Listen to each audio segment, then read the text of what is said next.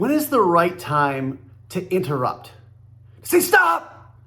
I need to interrupt for just a moment.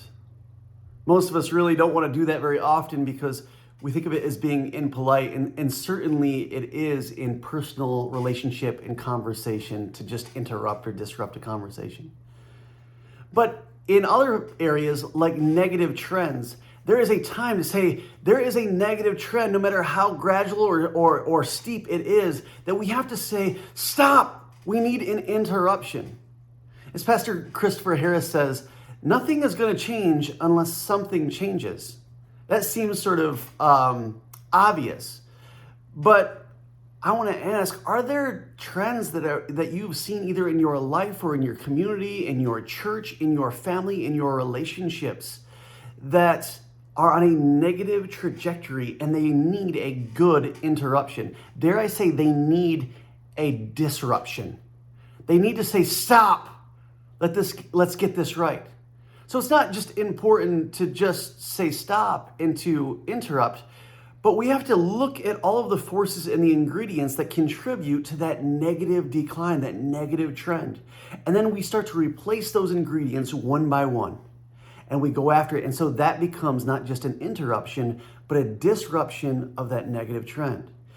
For me, I went to the doctor, last year, and there was a negative trend in my life. And the doctor said, at this trend, these are the negative outcomes that you can expect without an interruption and then a disruption and a change in behavior.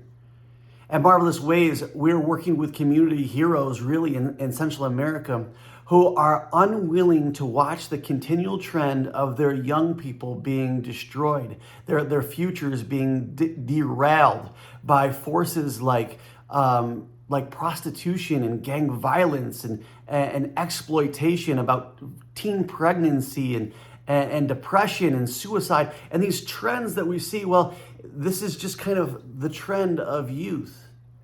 And our partners and us, we get together and we say, no, stop. Let's interrupt this process. Let's replace some of those forces that are creating that trend with positive forces. Let's be a disruption to those things that are tearing these young people down. So I want to encourage you. Do you have the courage to say stop where you need to say stop?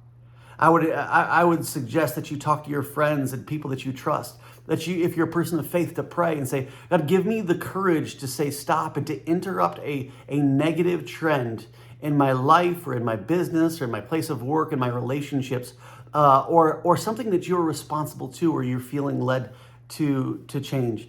Not just the courage, but then the wisdom and strategy to say, okay, what are the ingredients here that I need to replace to make not just an interruption, but a disruption and a change in the right direction.